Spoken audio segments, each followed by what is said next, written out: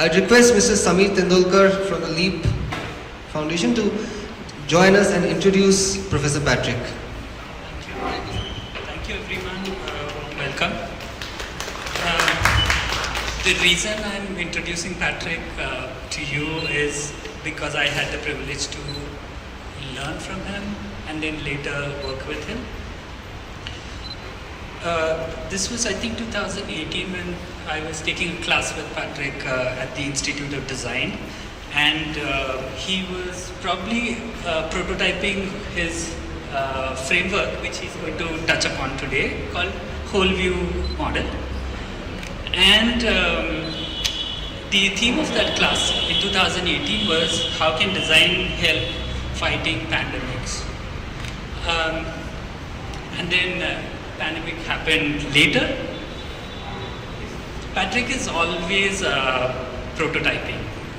So if you happen to talk to him, his questions would be always of the nature that he's probing into prototyping ideas and improving those ideas.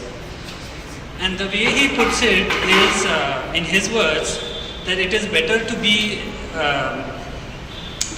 roughly right than precisely wrong in 6 months. So that's the power of prototyping that he looks at. During his tenure at IID for 25 years as the Dean of IID, he shaped IID as a leading school for design methods and theory.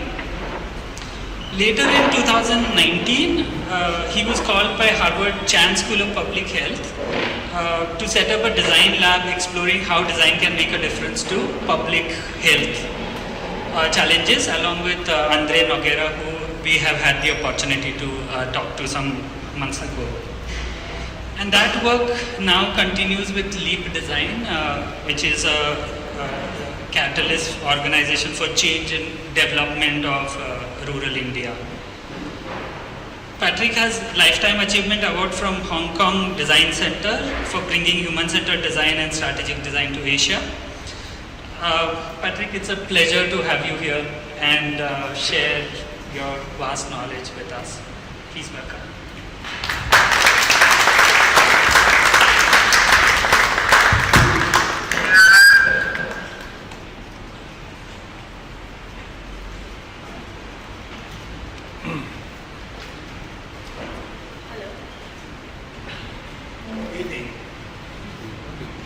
Is the mic on? Yes, I think so. Okay. Yeah, go ahead.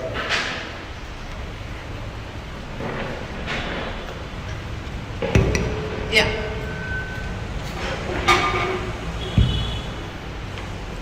Good evening, everyone. It's so wonderful to see such a packed house. We had 220 registrations, so just after the pandemic, we kind of used to calculate 30% people will come, and then it grew, and people's enthusiasm to actually come and meet each other and learn new things grew, and therefore we're really thankful to all of you to brave the Bangalore traffic and make it here by 4 p.m. Wow, give yourselves a big hand.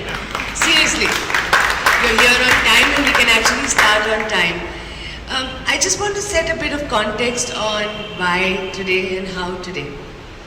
And since there are a lot of young people in the audience, I want you to know that you have great individual agency, you know, and you can make amazing things happen. And for me, having him here, literally being at the Guru's feet, you know, and it just happened. I didn't make it happen, it happened. And how did it happen? So I'll tell you a quick backstory. The backstory is that well, first, as designers, we had the opportunity, me and my colleague Raji, we had the opportunity in 1999, okay? We don't look that old, but we are.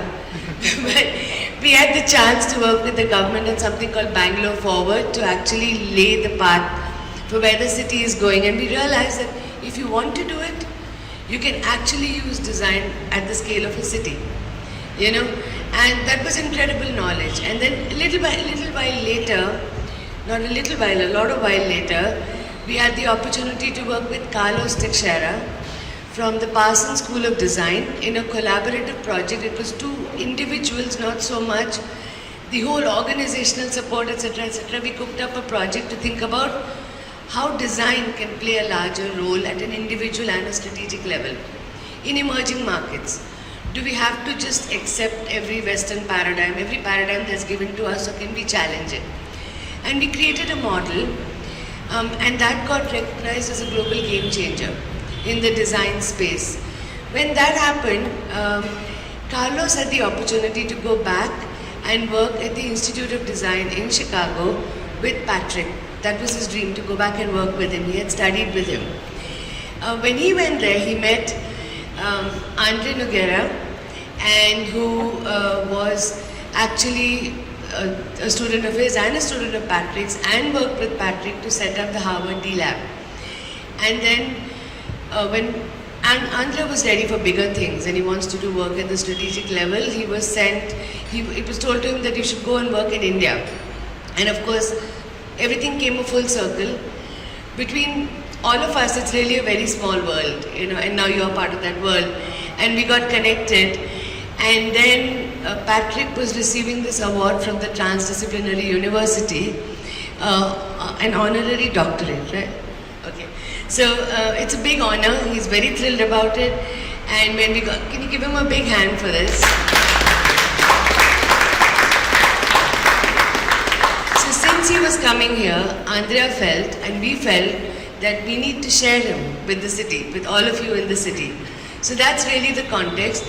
And there is another little dot there, which is, one is design at a much larger strategic level, and then there is the city of Bangalore, our city, which has so much creative talent, so much design talent, has recently been awarded, and it's still in the works. There are still a lot of things to be ironed out, but they awarded this title of the World Design Protopolis, which will ideally open out opportunity for all of us to participate in letting design be an enabler of change, in targeted transformational projects that the city will see. And we will all be a part of it for 5 years. Bangalore is going to be the first city in the world to be this. And it's up to us to demonstrate that this works. And when that works, it'll become a model for the rest of the world to follow. So that's really the backstory why Patrick is here. And we'll take another 2 minutes. Jacob, quickly, I saw you coming in to talk about WDP. Before we hand it over to Patrick to help us look at design in this large way, because we all need to prepare for that work, right? Yeah. So, very quickly, because it's a big pot to boil when you look at design at a city scale. So what we did was to break it down into 6 segments, or 6 sort of themes. And the first one is around sustainability.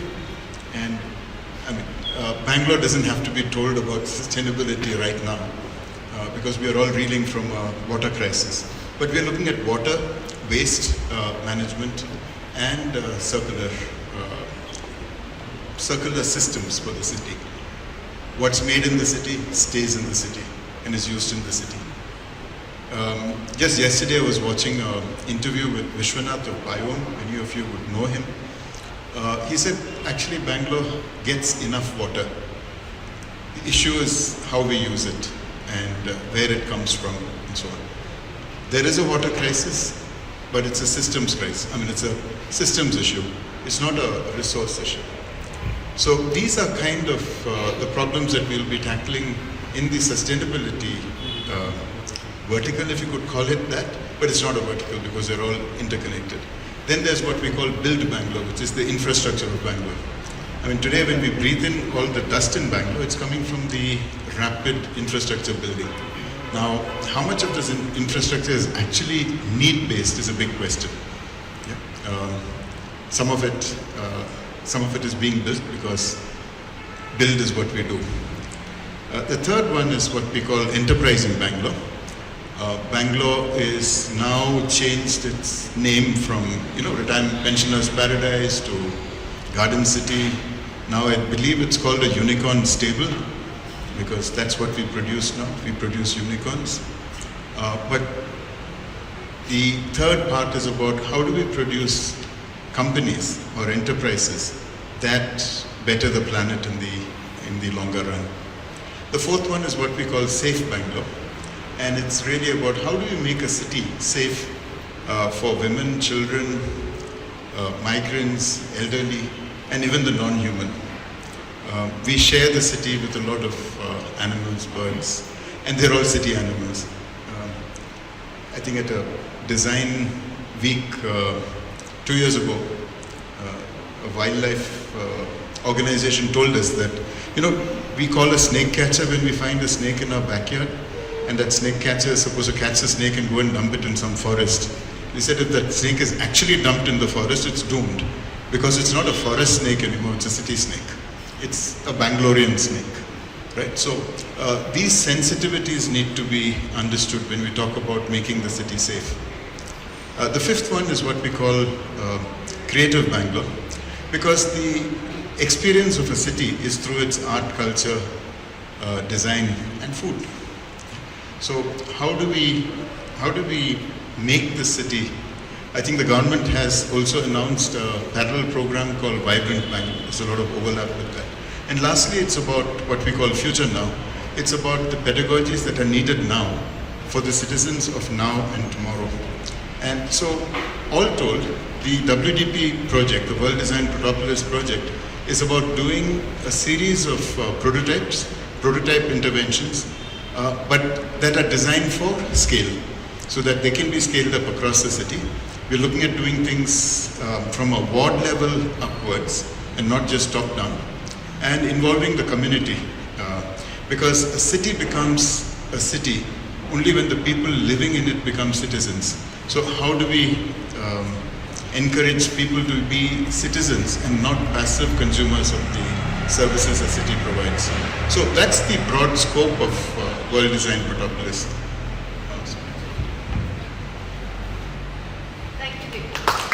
Thank you, Jacob.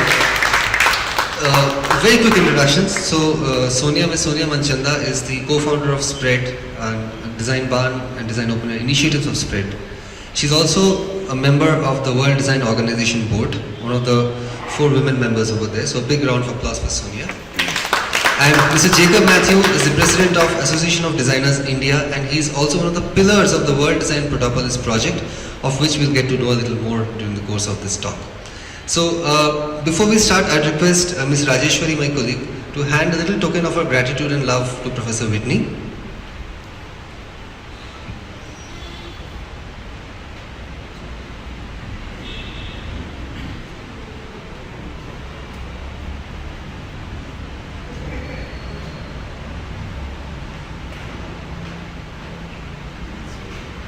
Big round of applause.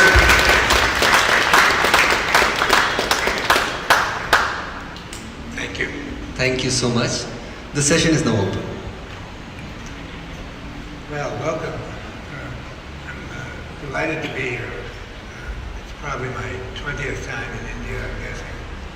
And obviously I love it. There's a number of things I want to talk about tonight. One is the role of India in the next 5 or 10 years in the world, what it needs to prepare for. The other one is the nature of big projects. Designing a city is a big project.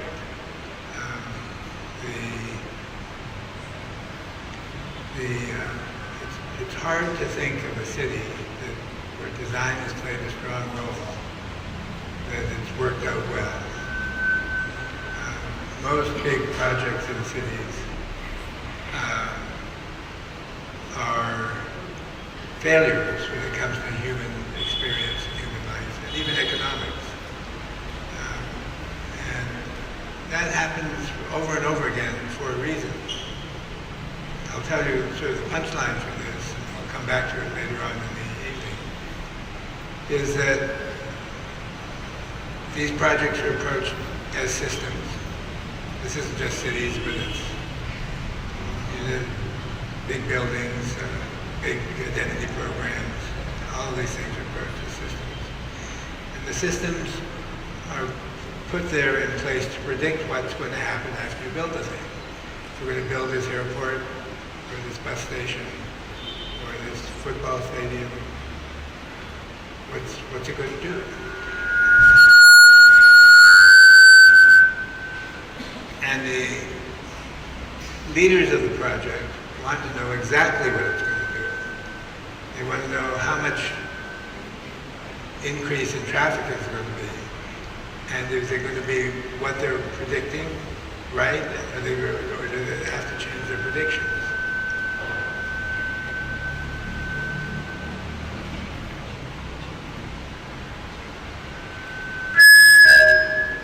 Check.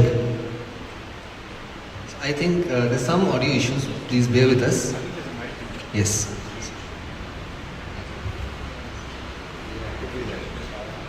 Okay.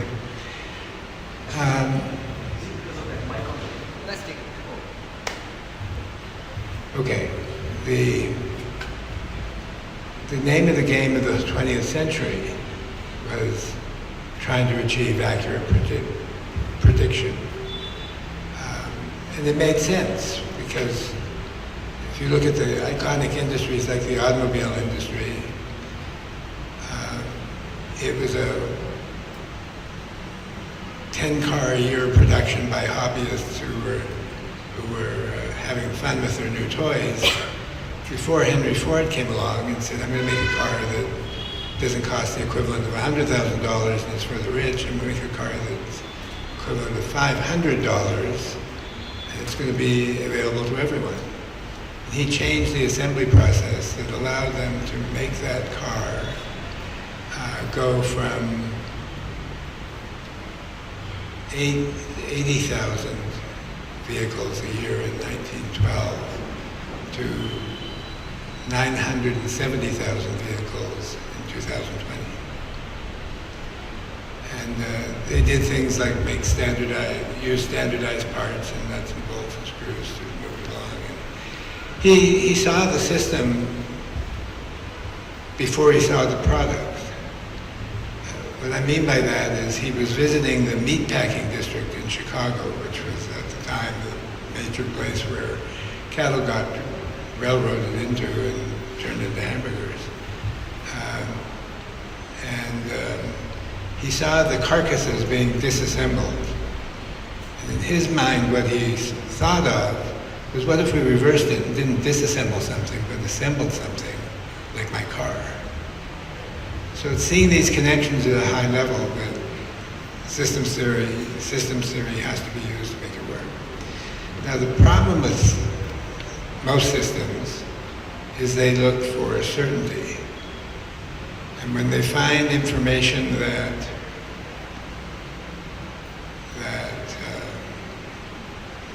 is ambiguous, what do? They leave it out. And if they keep leaving it out until they can get things down to a certain answer, there's a pile of unknowns over here and the small things that they're certain about here and the unknowns. Now, the 20th century created marketing. There was no marketing before the 20th century. There was no public relations. There was no field called design. All of these fields were invented to cope with mass production, mass markets, mass media. And that worked okay while there was a untouched environment, an environment that if they had satellites and they looked back at Earth, they wouldn't see any evidence of mankind, humankind.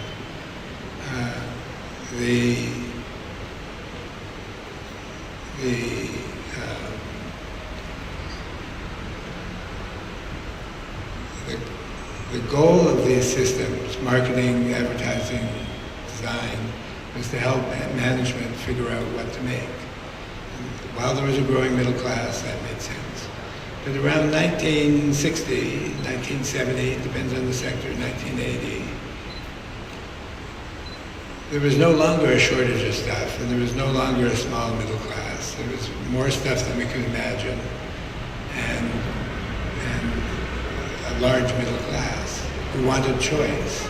They didn't want car that Henry Ford said, if people want something else, they can have any color they want as long as it's black. That wouldn't fly today. People want the color they want, the size they want, everything needs to be customized. Design responded to each one of these things. These things build upon each other. There was styling, with Raymond Loewy making streamlined vehicles, streamlined staplers, everything was streamlined. There was design for human form, for physical human factors, for military equipment and agricultural equipment. There was design for branding and marketing as companies acquired other companies and merged. The company was harder to define.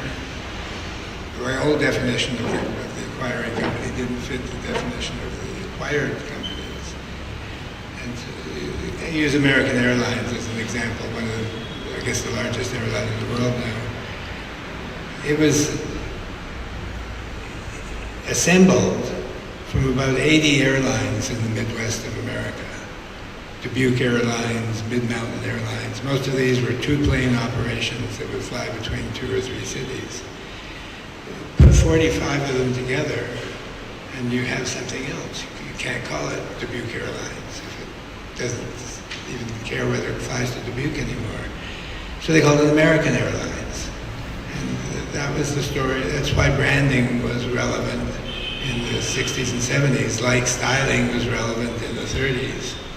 To get Raymond Loewy, to get help from Raymond Loewy to sell ordinary products that looked extraordinary. They're trying to trick consumers. Around 1985, they started to put chips in stuff. They put them in video recorders, radios, TVs. Chips go in everything now. How many of you work in a company or want to work in a company that make chips that go in stuff? There's got to be someone here. This is the center of the world of people who make companies that make chips that go in stuff. Or are you all renegades? Go back to the craft period. So that's where the phrase human-centered design came from. Human-centered design wasn't a phrase of use. It wasn't a term of art in 1983. 1985, 1986 was a breakthrough for it. Don Norman wrote a book eventually called Design of Everyday Things. We started a program in human-centered design and in strategic design. Lucy Suchman wrote a wonderful book called Plans and Situated Actions. She was hired by Xerox to figure out what is work. So that was in the mid-'80s. Then Bill Muggeridge and Bill Verplank created interaction design because Bill Muggeridge said that we realized we weren't designing the product, we were designing the way people interacted with it. This was all brand new.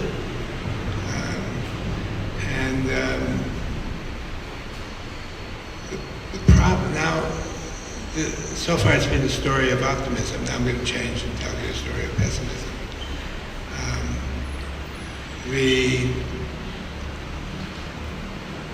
breakthroughs of human-centered design in the 80s was making keyboards more ergonomic, making information on screens more understandable, making controls on airplane cockpits or the dashboard of cars more understandable.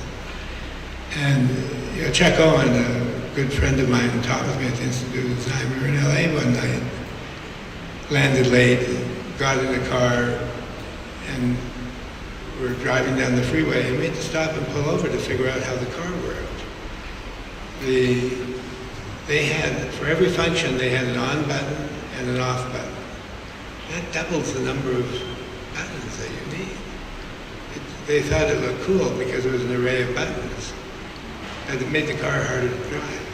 At a smaller scale, at about the same time, I moved offices, and the phone that I had in my office that I moved from would do about 10 things, and I used 6 of them.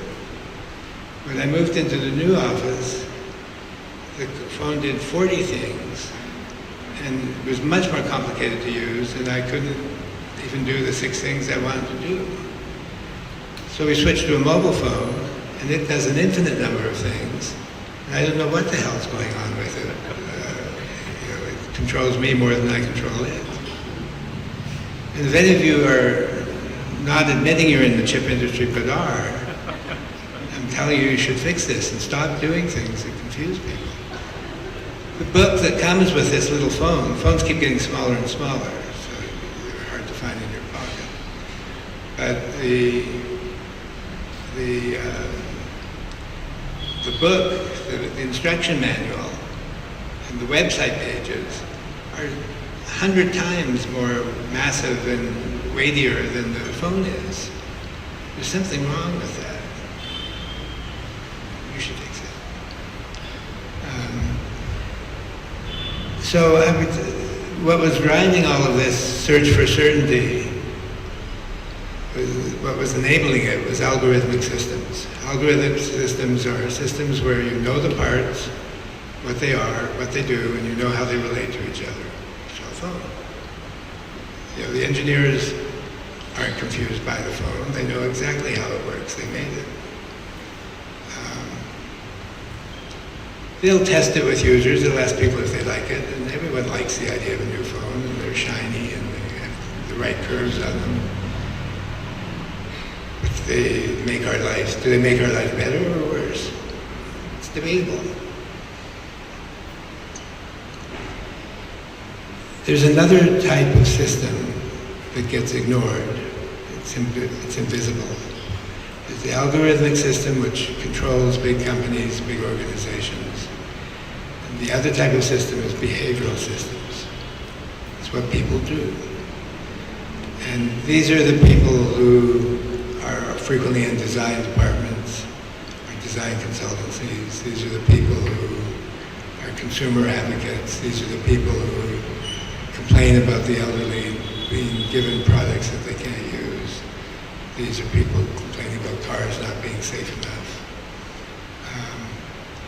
Designers combated that by making things easier to use. Ease of use was an oncoming term. When we created the human-centered design program, the first one in the world, I think, we were debating what to call it. And some of us thought we should call it user-centered design, but that was at the height of the cocaine epidemic, and it sounded too druggy. And others thought it should be called human-centered design, but that sounded too soft and fuzzy, dealing with them. So we reluctantly had to choose one of those, because the new catalog was coming up. And the choice came to call it human-centered design. Luckily, Lucy and Don and others picked up on that term too. They didn't pick it up from us, it was in the air. But it was startling. I would get calls from people saying, how can you call a program human-centered when God is at the center of the world? I didn't know what to say.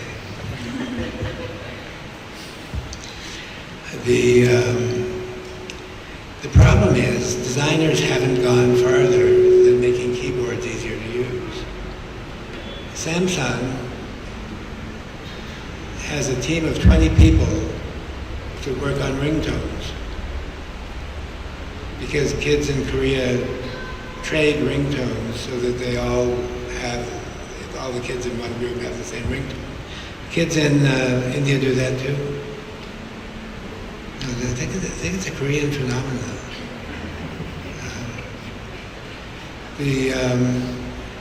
When you think of the term human-centered and think of making keyboards easy to use, which we did 30 years ago, and made the shifting mechanisms in cars give you physical feedback to make it easier to drive stick shift cars. As we made these changes, it got to the point of saying, so what? Why do we care about this? And it gets even more, it gets outrageous when you think of what the world needs. Designers go around talking about human-centeredness and user experience and making the world a better place. Meanwhile, the middle class in developed countries is going away. 1 or 2% of the wealthiest people are getting much more money. The design and innovation shtick is responsible for creating more landfills than any other change in human history, with hazardous materials in it. We laud the better airplanes doing very little to cut the carbon cost of fixing that thing. We don't look at things in systems, we look at nodes. And in organizations who are searching for certainty don't want to hear from the people talking about behavior and emotion and culture. They don't want to hear that stuff because they can't count it. So if they hear it, they don't make their note to not give that person a promotion. And they go and make decisions with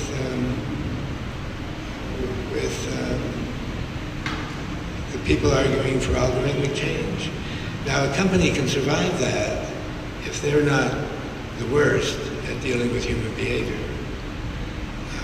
Apple is not the worst at dealing with human behavior. But surely we can do better than... Apple's just come to India, hasn't it? So how many are familiar with how Apple makes money? They make money on the computers. A lot of money on the computers. They make it because the human factors are better. But they also create plugs that power things that cost $25, $50, $75. The same things get made in Shenzhen for $2.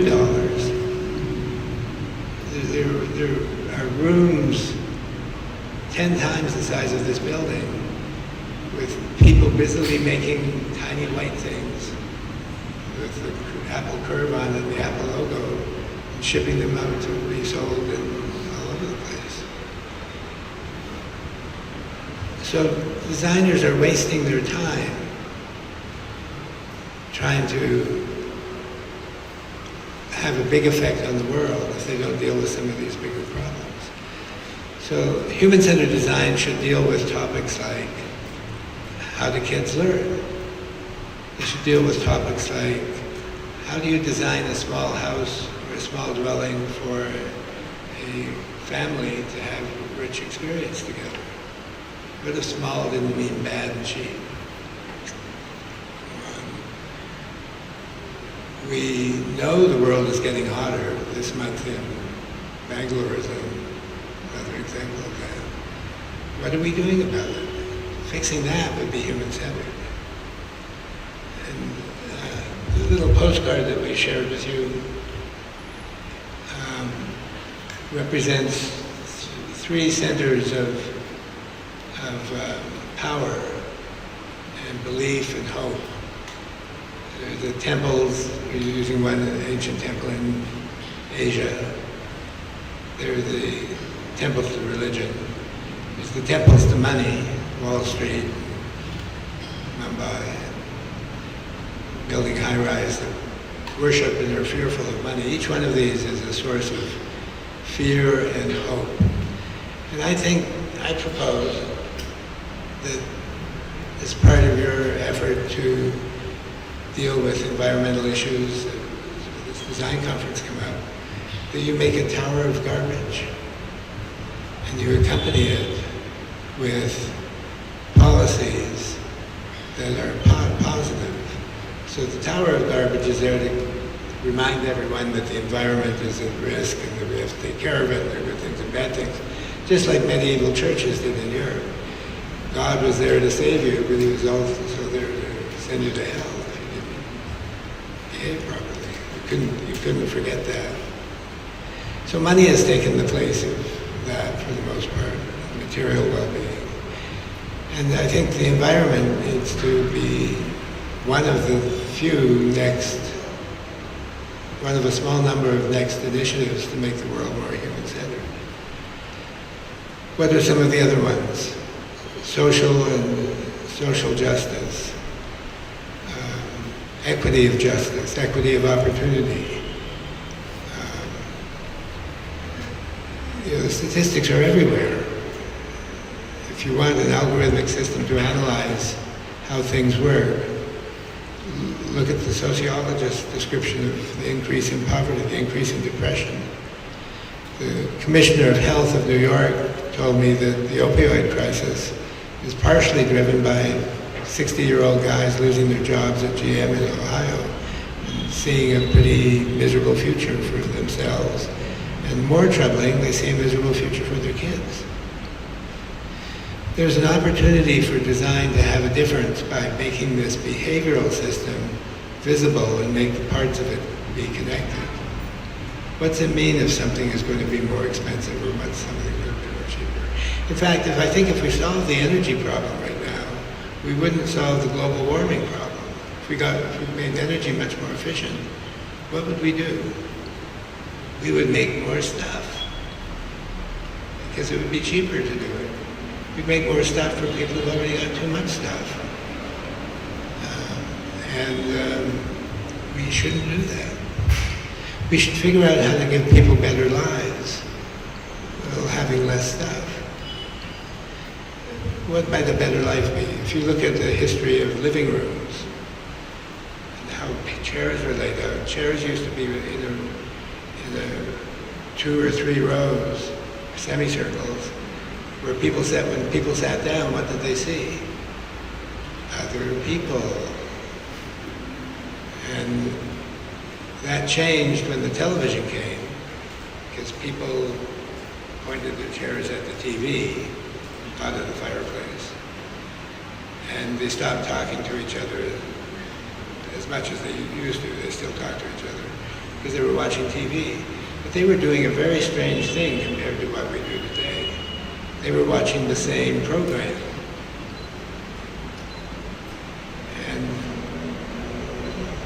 that was, at least gave them something to talk about.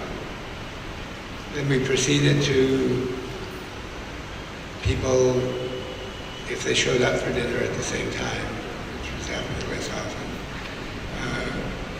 looking at their phones during dinner.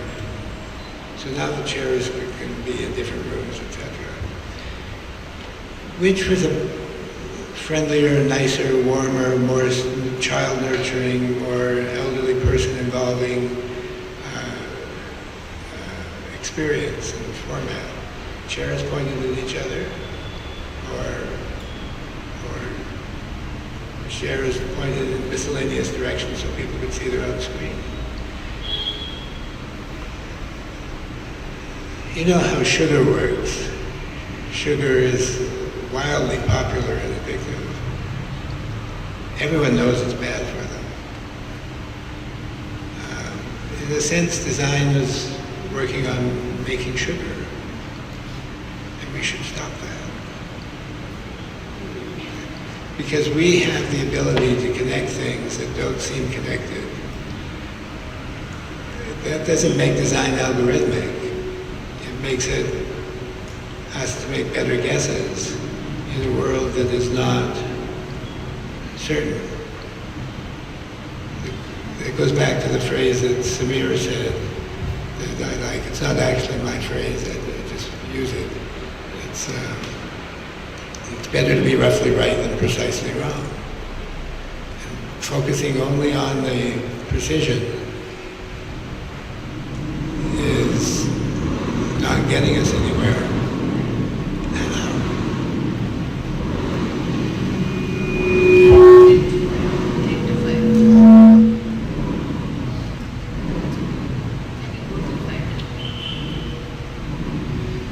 So as the conclusion of my act, I'm going to do a Jimi Hendrix number. At the bottom, at the top of this card is the icons of fear and hope. At the bottom of the card is the whole view model. The whole view model is what we subjected to Samir and the other graduate students to. They seem to like it, but they also will tell me later that they didn't know what the hell was going on. But it's being used in India, in our work in Jharkhand with improving the economics of village life there. And what it does, if you look at it, the outside ring, it starts with purpose on the inside, but then over on the right, it says,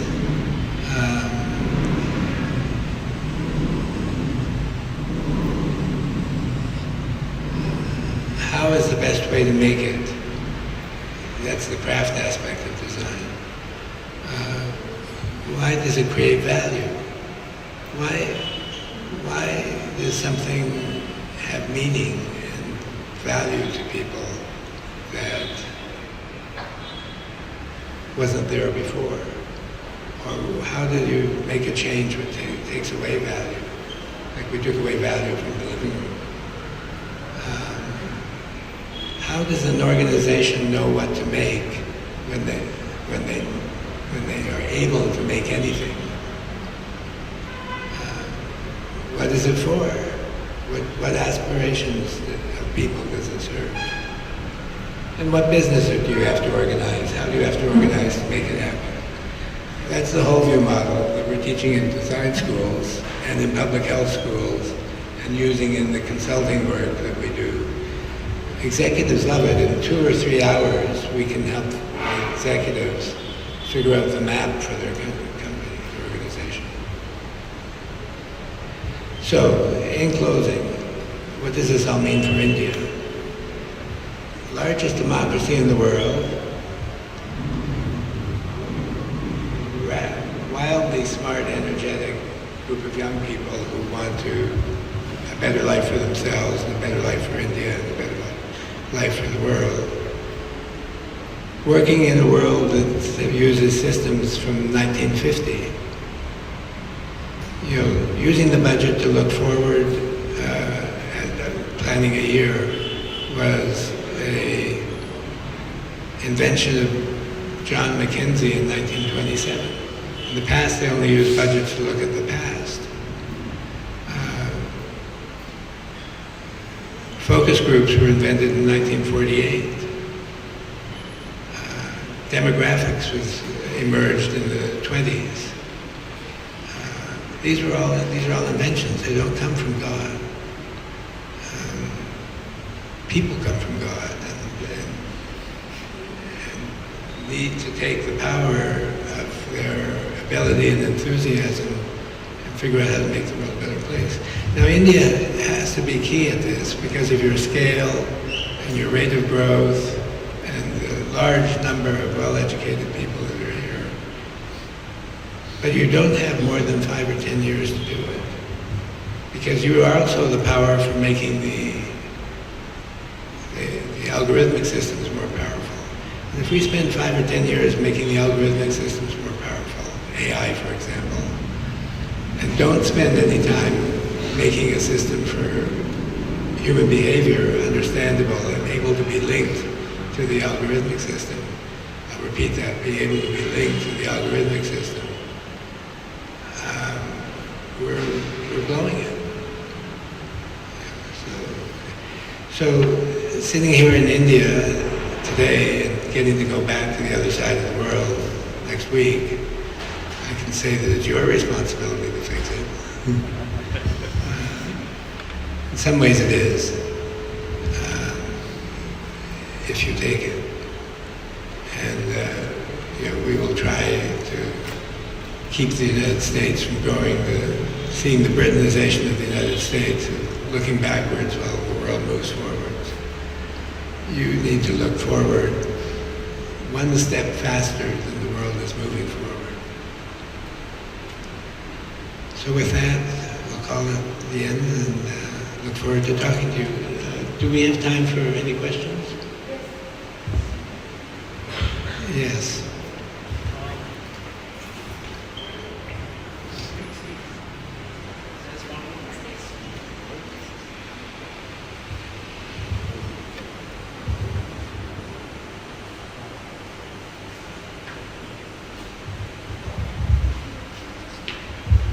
Check.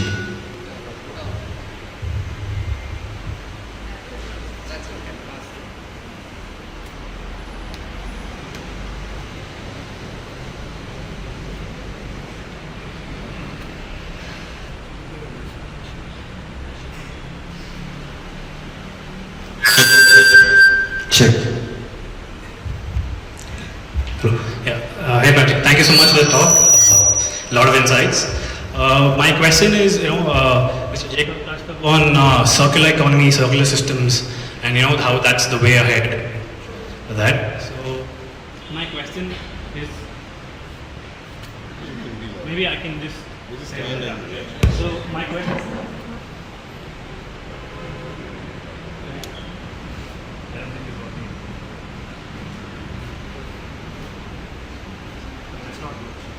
Now, there's a group of engineers somewhere in the world who have the algorithmic system that proves this system absolutely works and doesn't care at all about the pure human who's behaving in a terribly antagonistic way towards us all.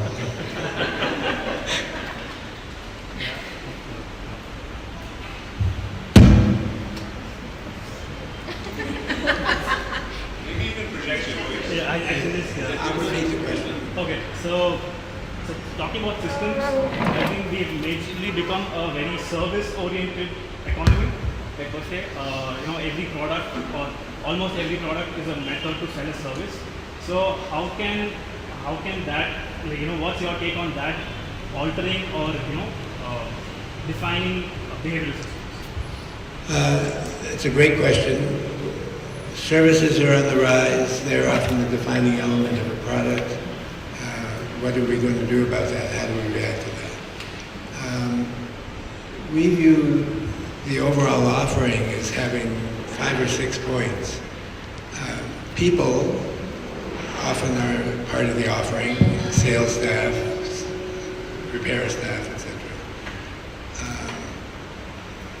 Objects, microphones, cameras, environments, messages, and services. And those are things that we know how to manipulate. What we have to do is think of how they work together as a system and not define ourselves as object designers or as environmental designers. We can specialize in those things if we want. But the idea now is these things have to be connected, not separate. So we call it the POEMS model, people, objects, environments, messages, and services. And we get executives to describe the poems, the elements of poems that they produce, and then how they relate to each other. And it's a conversation they never had before. They don't look at their stuff as form of systems. They look at them in form of product lines that can be sold. That's a good question. Others? Chip. Thank you, Patrick. What is, in your view, the relationship between capital and design? And I'll put a little context to that question. When you talked about algorithmic systems, AI for instance, a lot of that is driven by creating value for a few people who invest in it. And when I see that question there in terms of the value web, perhaps in that context it's more about who is it creating value for. So how do you view that relationship and how can it be improved between capital and design and to get better outcomes? It's a great question. The search for growing capital is a moral and ethical problem that designers should take on. But it's not their responsibility alone. The thing to ask is what can designers do to make it more fair? One thing we can do is make the system visible. We paint a picture through media of people having a happier life than they actually have. there's depression running rampant. It's a disease in the United States amongst young people. There's depression amongst old white men in the United States. There are inequities still the way women are treated. We can make all of those things visible. That's why I want to make the Tower of Trash. I want to make it visible, not hide it. And we shouldn't hide the fact that 1% of the people took 80% of the growth of the economy. We should make that visible, and if people like it, then we can go ahead and do it. But maybe people won't like it, and we should change something. India, that question is right in the center of the dilemma facing India.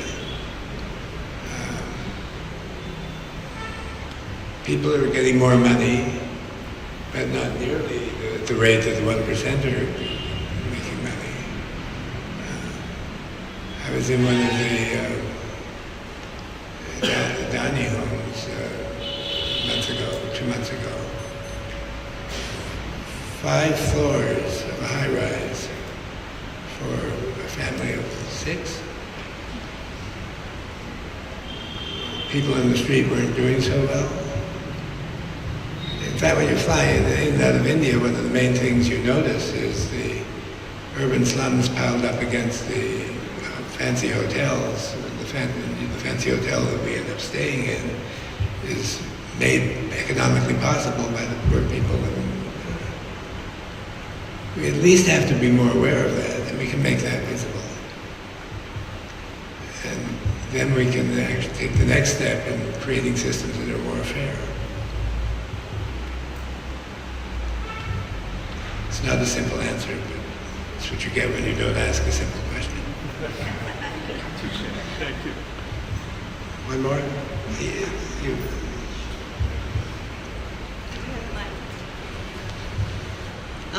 Not a simple question either, so I will try to pose it as simply as I can. The whole idea of designers being anti-consumerists in itself is quite rebellious for a country like India at this point. And where jobs are one of the major criteria of parents or decision makers choosing one school over the other, the whole idea of how does this approach of a problem-solving anti-consumerist designer earn our spread is not very, very understandable for the masses. That's part A. And the second part that I am genuinely interested to know what you think about is this coming the full circle of saying, okay, buying more is not the solution, I think is a long, long, long way for a country like India. And do you believe that it's possible for people to not have gone through the cycle of consumption as a mass and yet to realize that what is the damage and what is the environmental cost and things like that? The second part of your second question is easy to answer. China went through it didn't start with a consumerist society. They didn't start by buying stuff. They started by making stuff. I think the United States started by making stuff. As for the worldwide condition of people involved with consuming and making, I think if you watch children, if you give children a book with blank pages and colored pencils and give them a book that is written and has pictures in it, I'm guessing most children would choose a blank page book and want to do their own drawings. Or they'd scribble on the book pages that would already be made for them. I think people like making stuff, not necessarily physical stuff, but making organizations, making dinner, becoming good at making stuff. I think they like that better than they like consumption. It would be interesting to estimate how much money is spent on advertising to get people to consume the amount we consume, and to look at the amount of money spent on getting people to make things. I'm guessing it's several times more to get people to buy things. And to the point where 2-year-olds are hanging out of grocery carts for the cereal that they've been attracted to by the advertising. So I also think that making services is something people love to do. People like to help other people. And that's not everyone, but it doesn't take everyone, it just takes most of us.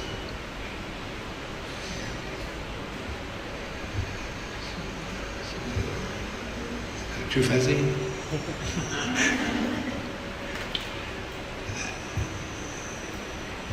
I think India has a few phenomenal advantages. I mentioned some of them before, but one of them is you've got all these people who do make stuff, villagers who make wonderful textiles and other artifacts. Ashok Chatterjee, some of you will know who he is a master at explaining the value of Indian crafts. And the economic system we have was made up by people to give,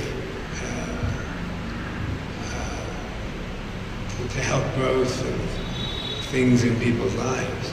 The New York Stock Exchange was created for people to invest in companies. No one invests in a company anymore. It's a game of roulette where you put money in a type of mutual funds. It's gambling.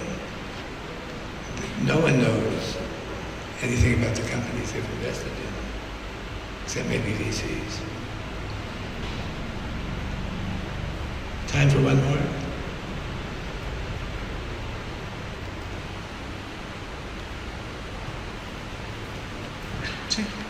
Hi everybody, I'm Dhiti. Thank you Patrick for such wonderful insights. Here's my question for you.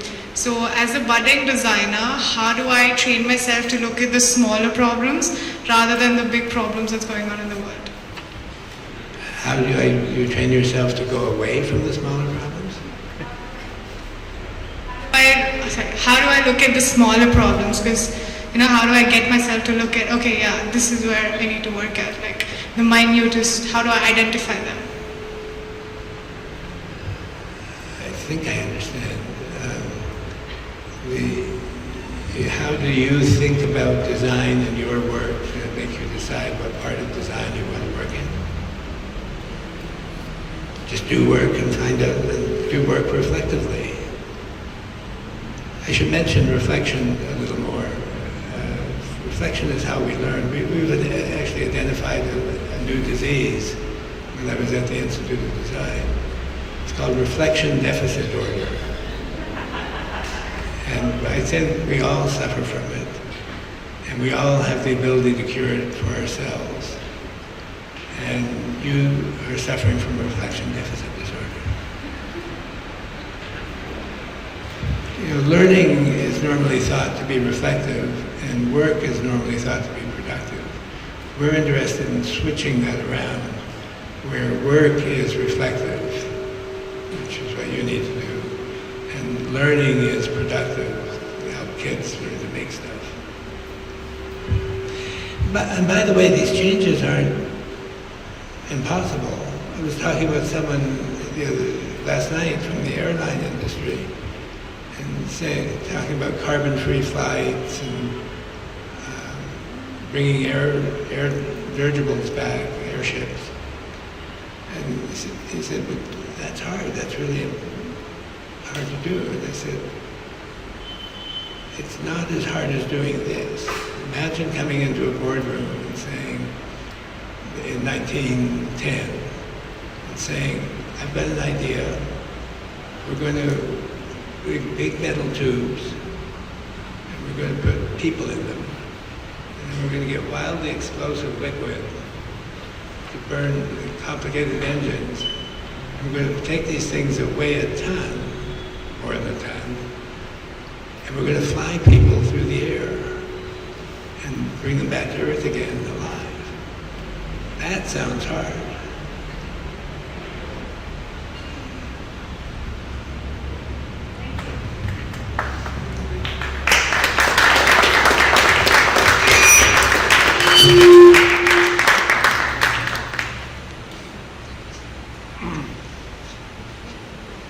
Sure. Big round of applause for Professor Whitney. And to all our young designers here, I mean, some of these concepts might seem a little complex at this stage, but as you reflect and you make, we hope that when you look at design, you look at it with a whole view. It's not very often that you get to have two legends in the house. With Professor Whitney today, we have another legend from our very own Bangalore. And I'd request Mr. Rahul Mehrotra to please come on stage and introduce Paul Fernandez, artist of the city.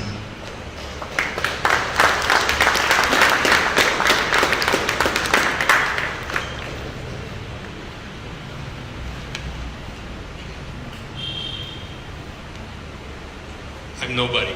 We're talking about Paul here. I'm supposed to introduce Paul Fernandez, but you know Paul Fernandez. He's your artist and illustrator, right? Your city, Bengaluru, is his home, right? He has made it his place. He's born here, had a great time somewhere else, came back here, and has never left. His love for the city permeates his work, right? His twinkling eyes, shy smile, they inform every illustration that he makes. They are part of it, right? What can I say? At one time or another, probably each one of you has stood, looked at his work, and wondered, how did he do that, right? And how did he do that so well, right? The thing about Paul's work is he does not pass judgment on anything, right? He sees something, he shows us what we have. He shows us what we have today, what existed before, and what exists now. And the choices are ours. The conclusions are ours. Because his is a celebration of every moment that he sees. I'm going to leave it at that, all right? His work speaks for itself most eloquently. Thank you.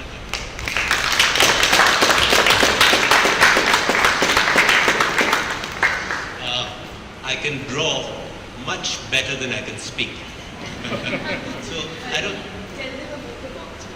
Yeah. So if you feel like it, there's a small walkthrough that Sonia has worked on with me, and Raji, has worked on with me to take you through if you feel like it. And it starts off right there, right behind you. So. At 6 p.m. Oh, I see. Okay. At 6 p.m. Okay. Well, thank you so much for being here. And you go take a walk. Thank you for putting the exhibition out for us. Thank you, Mr. Rahul Mehrotra, and thank you, Paul. Thank you, Professor Patrick, and thanks to every one of you. I'd like to call upon stage Ms. Alexandra to deliver the vote of thanks for the evening. Thank you so much, Sergio.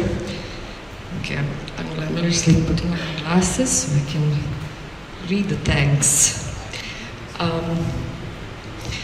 To the one who is not in this room but has put together this wonderful connection between absolutely amazing human beings and designers, Andre Noguera, who has connected the dots. A big applause for him, please. Mr. Samir from LEAP, LEAP India, who has accompanied Professor Patrick Whitney, who's quietly in the background over there, but who definitely deserves a big round of applause. The absolutely charming couple whom I had the privilege to meet, both Mrs. Cheryl and Patrick, for coming here and sharing this wisdom and sharing the point of view that is really relevant to all of us, and for sharing the poem, and for sharing the reflection syndrome disorder. Did you call it that? I think it's such a valuable lesson for all the young ones here in the room. Sorry? And some amazing people who are taking on the responsibility of the future of the city. Jacob, please stand up. Thank you for being here and sharing that vision with all of us. Last but not the least, the queen of putting things together, and who has been doing that for, well, at least I know of this for a decade, but much longer. So Sonia, thank you for putting this together and bringing it together in such great style and so much of relevance. And when we talk about style, where did our dear Paul has disappeared into the back, and so please turn around and a big round of applause for Paul, who has put together such a beautiful exhibition for us here today. And of course, none of this would have been possible without the amazing spread team, who is always quietly in the background, but super efficient and super progressive. Thank you so much. I think what we have drawn here today is, while we're moving fast forward, we also need to reflect and look back and draw on the wisdom that our ancestors had, and try and build that into the systems, because that's what creates the humane factor in what we are creating for our future. And so thank you for bringing that out to us, Patrick, and bringing out really the journey which we have gone through as human beings, and pointing out some really critical moments which have determined where we are today and possibly are determining the tomorrow. I'm sure that the community of young designers who are here, and the older ones of course, will reflect on this and take that into their work and the contribution that they're trying to create for the better world. Thank you all very much, and I hope you enjoyed the rest of the evening, and of course the exhibition. Please take a look at it. Thank you so much.